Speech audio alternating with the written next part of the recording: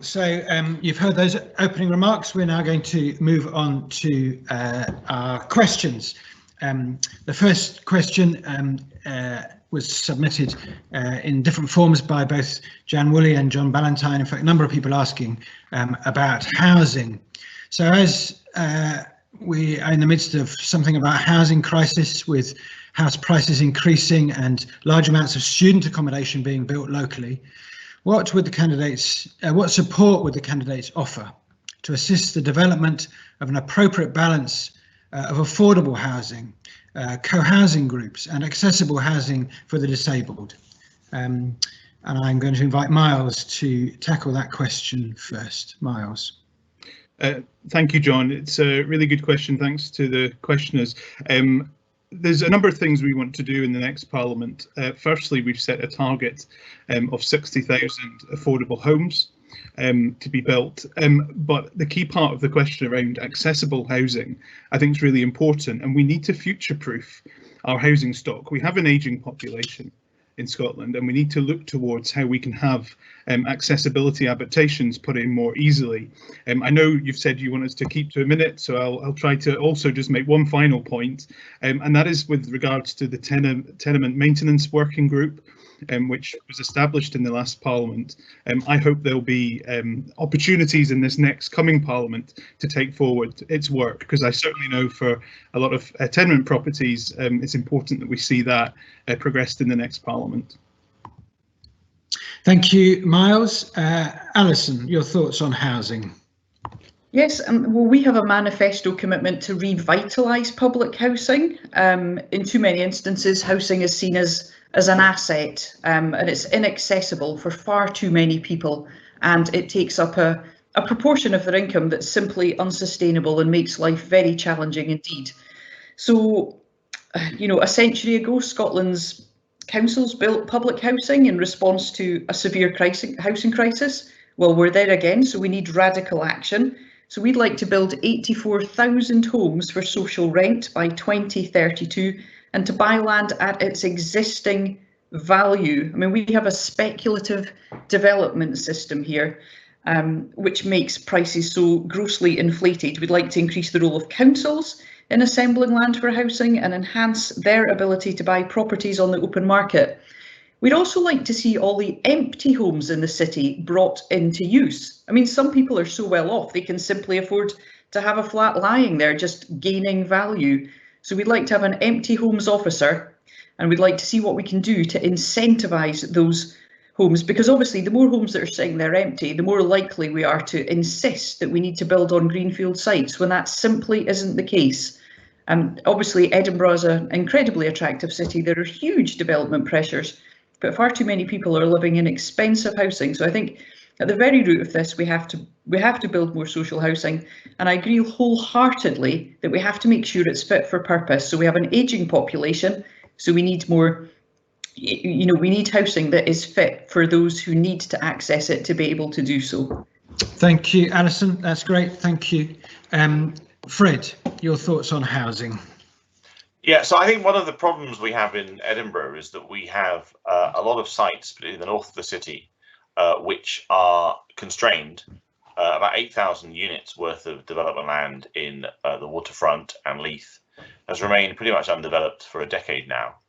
And as a regional MSP, I'd like to see, but can be campaigning hard to see if we can activate these sites, because otherwise what will happen is housing will be built on the green belt, and we don't want that to happen. In terms of affordable houses across Scotland, we're trying to deliver 40,000 affordable homes over the next 5 years, and we'd also be working to create a presumption in the planning system so that developers wouldn't be able to build on greenfield sites without demonstrating that they have tried to build on the brownfield sites, because that's a bit of a problem at the moment.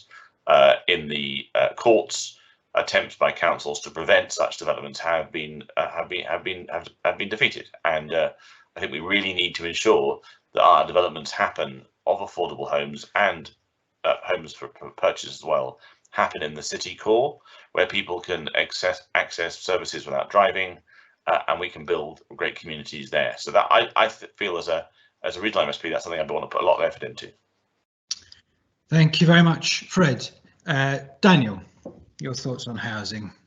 So, I mean, I think this is one of the key challenges facing the city. You know, I lived for a time in London, and many of the things that I thought were wrong about that city I think are coming true here, in that this is increasingly becoming a city that's unaffordable for far too many. The cost of housing needs to be addressed quite urgently.